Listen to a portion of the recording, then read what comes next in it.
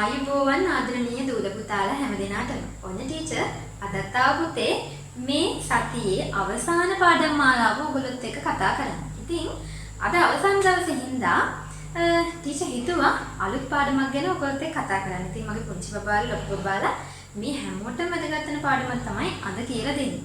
ඒ තමයි පුතේ කොහොමද නිවැරදි ආකාරයට කතුරෙන් කැපීම සිදු කරන්නේ කියලා. අද පාඩම නම් ගොඩක් විශේෂ වෙන්නේ මේ කතා බහ ආදරණීය අම්මලා තාත්තලා අහගෙන ඉන්න නම් තමයි වඩාත් හොඳ. ඊට පස්සේ පුළුවන් බබාට මේ පාඩම ගැන කියලා දෙන්න. ඉතින් පුංචි බබාලාට අම්මලා තාත්තලා බයයි. කතුර අතර දෙන්න නේද?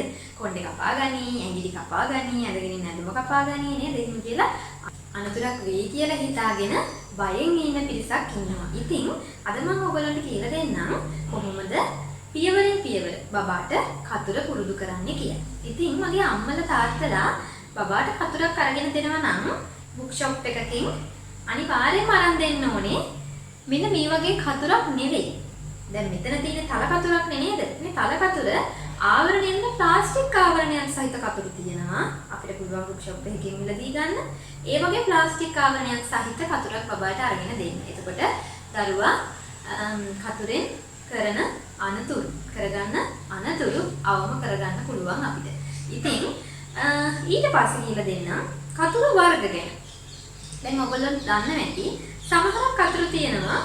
දැන් මෙන්න මේ මම ඇඟිලි 3ක් මෙන්න මේ කාදු දෙකට දාලා තියෙනවා. එකකට ඇඟිලි දෙකක්, එකකට එක ඇඟිල්ලක් විදිහට. කාදු දෙකෙට මෙන්න මේ ආකාරයට තමයි මම මේ ඇඟිලි යොමු කරලා තියෙන්නේ. සමහරක් බබාලාට සමහර කතුරු තියෙනවා. ඇඟිලි දෙකක් විතරක් දාන්න පුළුවන් ඒවා. දැන් සමහරක් අතර තියෙනවා එක කාදුවක් ලොකු අනිත් කාදුව පොඩි. එතකොට ලොකු කාදුව පැත්තට ඇඟිලි දෙකක් විතර දාගන්න පුළුවන්. පොඩි කාදුව පැත්තට එක ඇඟිල්ලක් විතරක් දාගන්න පුළුවන් කතුරුත් තියෙනවා. සමහරක් කතුරු තියෙනවා දැන් මේ කතුර ගත්තට පස්සේ මේ රවුම් හැඩයක් තියෙන්නේ. දැන් දරුවන් අතර හුමාරු කරනකොට කතුර කියන එක මේ අර අනතුරු වීම අවමයි උල් සහිත එකක් නොවන හින්දා. ඒ හින්දා ඕගොල්ලෝ කතුර පාවිච්චි කරනකොට අනිවාර්යයෙන්ම මේ උල් සහිත කතුරක් නැතුව මෙන්න මේ රවුම් හැඩති තල තියෙන කතුරක් අරන් දෙන්න. ප්ලාස්ටික් ආවරණේ තියෙනවා ගොඩක් හොඳයි. ඊට පස්සේ කතුර කොහොමද බබාට දෙන්නේ සහ බබා කොහොමද කතුරක් තව කෙනෙක්ට දෙන්නේ කියන එක දරුවට කියලා දෙන්න ඕනේ. දැන් අපි කතුර පාවිච්චි කරනකොට මේ අතට දුන්නොත් මේ තලයේ පැත්ත තමයි ගන්න කෙනාගේ පැත්තට හැරෙන්නේ. එතකොට බබා තව බබෙක්ට මේ කතුර දුන්නොත් ඒ බබාගේ ඇඟේ මේ කතුර ඇනෙන්න පුළුවන්. ඒ හින්දා අපි හැමතිස්සෙම බබාට කතුර දෙන්න පුරුදු කරන්න ඕනේ. මෙන්න මේ තලයේ පැත්තෙන් මෙන්න මෙහිම මිට මොලෝලා මෙන්න මේ කාදු තියෙන පැත්ත ඒ ලබා දෙන කෙනාගේ පැත්තට යොමු කරලා තමයි කතුර දෙන්න ඕනේ. ඒ ක්‍රමයක් අපි දරුවට පුරුදු කරලා තියෙන්න ඕනේ. ඒ වගේම තමයි දැන් අපි මොකක් හරි කපන්න ගත්තට පස්සේ සමහරක් බබාලා දැන් වමත හුරු බබාලා ඉන්නවා, දකුණත හුරු බබාලා ඉන්නවා. ඉතින් දැන් මට නම් හුරු දකුණත. ඒ හින්දා මම ගොඩ වෙලාවකට හැමතිස්සෙම වගේ පාවිච්චි කරන්නේ මෙන්න මේ දකුණු අත. ඉතින් අත ප්‍රශ්නයක් නෑ. බබා හරියට කපනවා නම් මොකද එක අත්නේ එක බබාට හුරු නේද? සමහර බබාලා වමතෙන් ලියනවා, සමහර බබාලා දකුණතින් ලියනවා. හුරු වතෙන් බබාලාට කැපීම සිදු කරන්න මේ කතර ලබා දෙන්න පුළුවන්. ඒ වගේම තමයි සමහර බබාලා ආයාසයෙන් කියන්නේ ගොඩක් තද කරගෙන මෙන්න මෙහෙම අත මේ උරහිස කොටස තද කරගෙන තමයි කපන්නේ. කැපීම සිදු කරන්නේ අත මෙහෙම ඔසවලා. එහෙම කපන්න යොමු කරන්න එපා. ගොඩක් වෙලාවට අත නිදහසේ තියාගෙන තමයි කැපීම සිදු කරන්න ඕනේ. ඕනේ එහෙනම් ඒ කරුණු ටිකත් ඔළුවේ තියාගෙන අපි බලමු කොහොමද කතුර පාවිච්චි කරන්නේ කියලා. ඉතින් අපි බලමු බබාට මොනවද මුලින්ම මේ කතුරෙන් කපන්න දෙන දේවල් කියලා. මේ දවස්වල ඒ කියන්නේ අවුරුදු 3, 4, 5 කියන මේ කාල පරාසවල ඉන්න පුංචි බබාලා ගොඩක් කැමති ක්ලේ සෙල්ලම් කරන්න නේද?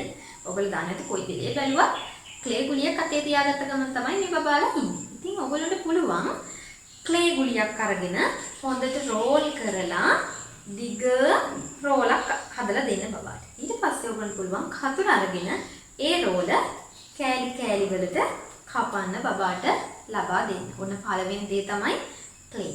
ඊට පස්සේ මොනවද කපන්න පුළුවන්? ඔයගොල්ලෝ දැකලා ඇති. ඔයගොල්ලෝගේ වත්තේ එහෙම වැටිලා තියෙනවා කොස්කොළ, එතකොට කෙහෙල් ගස් වල වේලිලා කිය කොළ එහෙම තියෙනවා නේද? පොල් කොළ, peer කොළ මේ වගේ විවිධ කොළ වර්ග තියෙනවානේ. ගස්වල කොළ වර්ග. ඉතින් අන්නේ කොළ වර්ගත් පුළුවන් බබාට කපන්න දෙන්න. ඊට පස්සේ තව මොනවද පුළුවන්? ඒ වගේ කපන්න දෙන්න. ඔයගොල්ලෝගේ ගෙදර තියෙනවා නම් බබා ආසාවෙන් සමහරක් වෙලාවට ඉල්ලන දේවල් තමයි ස්පැගටි කියන දේ. නේද? ස්පැගටි හදලා දෙන්න කියනවා නේද? කෑම හදනකොට එහෙම. ඉතින් ඔයගොල්ලෝගේ ගෙදර ස්පැගටි ටිකක් තියෙනවා නම් බබාට පුළුවන් ස්පැගටි කපන්න දෙන්න කතුරේ. ඒ වගේම ඉරටු ටිකක් නේද? සබන් දවටන ටිකක්, ටොෆි කොළ ටිකක්, පේපර් ප්ලේට් එකක්, මැගසින් කොළයක්, වර්නිෂ් කොළයක් මේ වගේ ගොඩක් දේවල් කපන්න දෙන්න පුළුවන්. ඉතින් අපි බලමු මුලින්ම බබාට කොහොමද මොන විදිහකටද මේ කැපීම සිදු කරන්නේ කියලා. ඉතින් මේ වගේ කොළයක් දුන්නාම බබාට නිදහසේ කපන්න ඕන මුලින්ම අවස්ථාව දෙන්න පුළුවන්.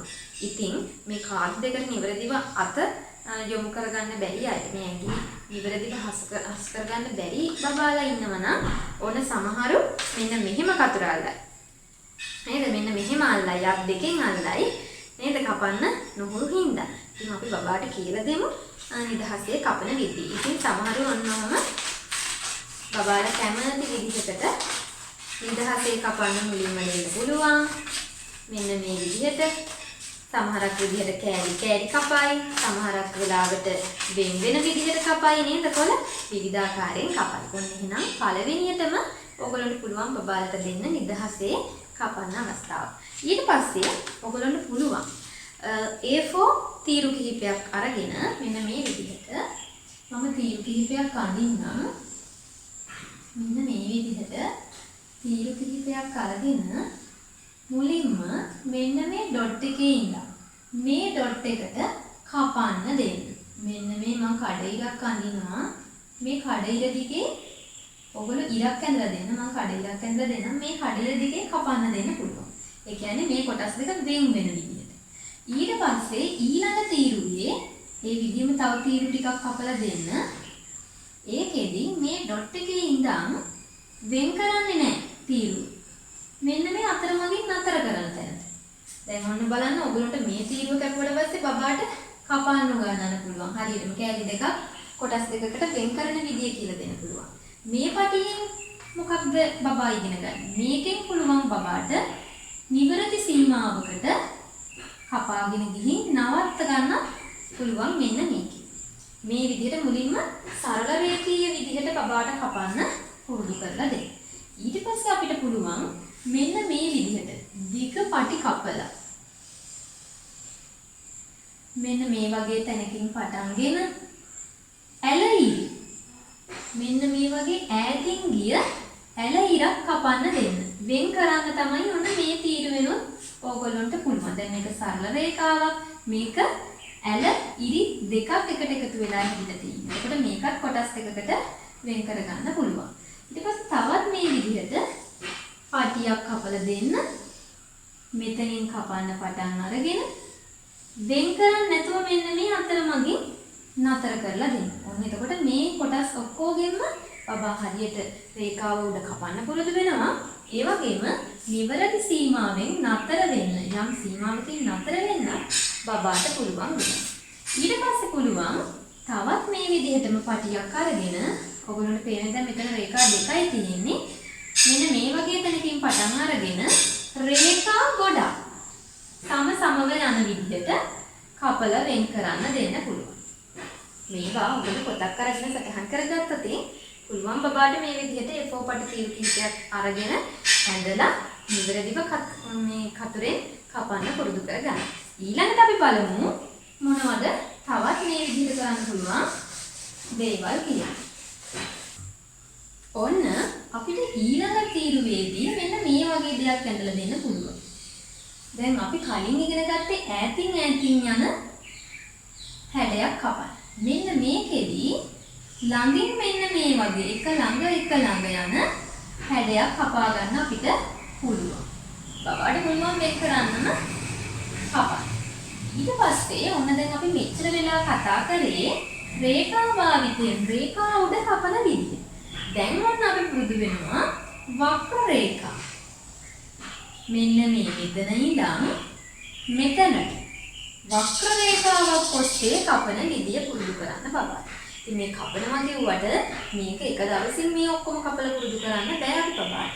නේද? ඒ හින්දා මේවා පියවරෙන් පියවර එක සතියක් එක A4 තීරුපටියක් හරියට කපන්න පුරුදු කරන්න ඕනේ බබාට. ඊට පස්සේ තමයි ඊළඟ විදිය. මෙහෙම පියවරෙන් පියවර පුළුවන් බබාට කපන්න පුරුදු කරනවා. ඉතින් දැන් මේ වක්‍ර රේඛා කපනකොට හරියට කපා ගන්න බැරි වෙයි. මොකද සරල රේඛා විතරනේ දැන් දරුවට පුළුවන් වෙලා තිබුණේ. ඒ හින්දා මේ ක්‍රමය දරුවට පුළුවන් වෙනකන් ඊළඟ පියවරට අම්මලා යන්න එපා. ඊට පස්සේ දැන් මේ ලොකු වක්‍ර රේඛාවක් මේ දැන් දරුවට අපි කපන්න දුන්නේ. ඊට පස්සේ අපිට පුළුවන් වක්‍ර රේඛා දෙකක් මෙන්න මේ වක්‍ර රේඛා දෙකක් මේ රේඛාවල කපන්න ඉඩ ලබා දෙන්න. එතකොට ඈතින් ගියපු වක්‍ර රේඛා දෙකක් තමයි දැන් මෙතන කපන්නේ. ඊට පස්සේ අපිට පුළුවන් තවත් දේවල් තියෙනවා ගොඩක්.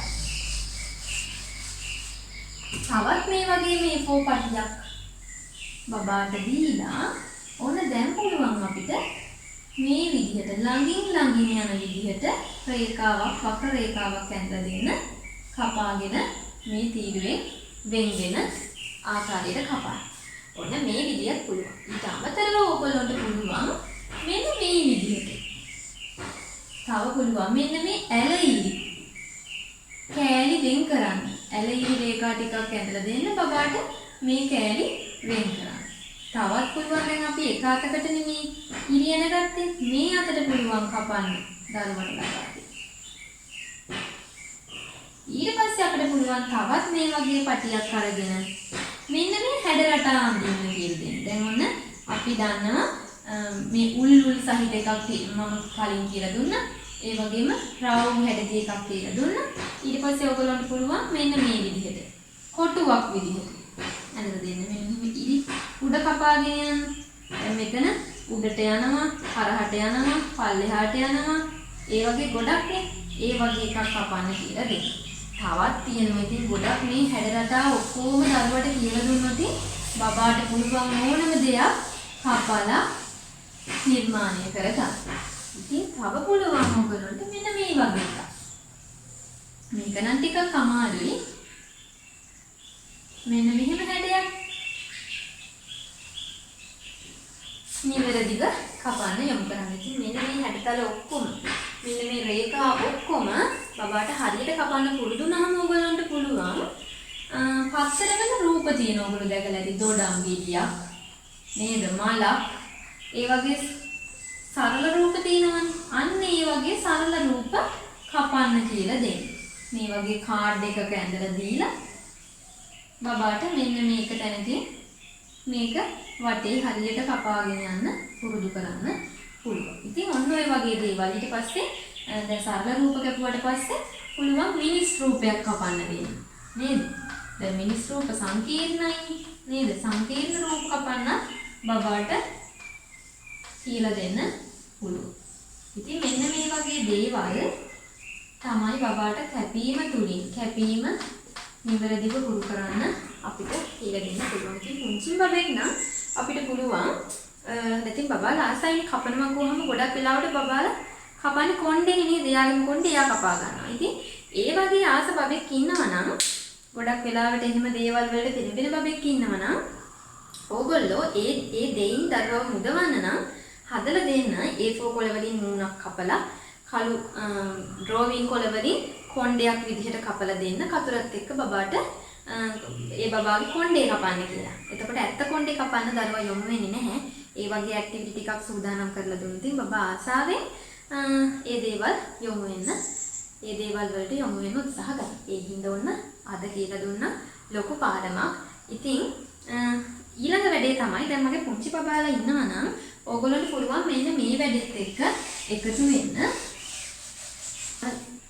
දැන් මම ඔයගොල්ලන්ට ගොඩක් දේවල් කිව්වා කපන්න පුළුවන් දේවල්. ඉතින් මෙන්න මේ විදිහට මේ බෝලයක් ඇඳලා මේ බෝල ඇතුලේ අද ටීචර් කිව්ව දේවල් කපලා අලවන්න පුළුවන්. ඔන්න මේ බෝලේ ඇතුලේ ඔයගොල්ලන්ට පුළුවන් වාර්නිෂ් කොළ කපලා අලවන්න.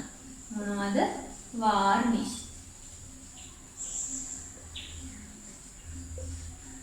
මේ බෝලේ ඇතුලේ පත්තර කොළ.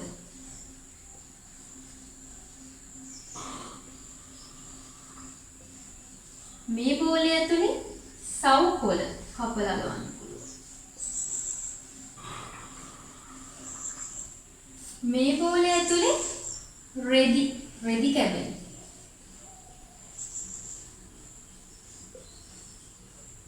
මේ බෝලය ඇතුලේ ඔයගොල්ලන්ට පුළුවන් paper plate.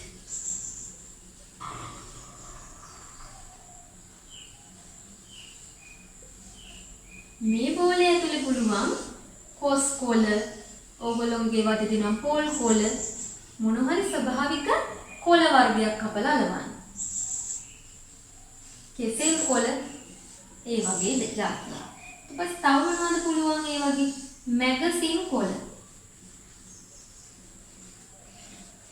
මැගසින් කොළ. ඊට පස්සේ තව මොනවද? තව ඔයගොල්ලන්ට පුළුවන් ක්ලේ ටිකක් කපලා අලවන්න. ක්ලේ. තව ඔයගොල්ලන්ට පුළුවන් ඉරටු පුළුවන්, ස්පැගටි පුළුවන්. ඒ විදිහට අලවන්න. ඉතින් බලන්න කොච්චර දේවල් කපලා අලවන්න පුළුවන්ද? තවත් ඕනනම් පුළුවන් සබන් දවට.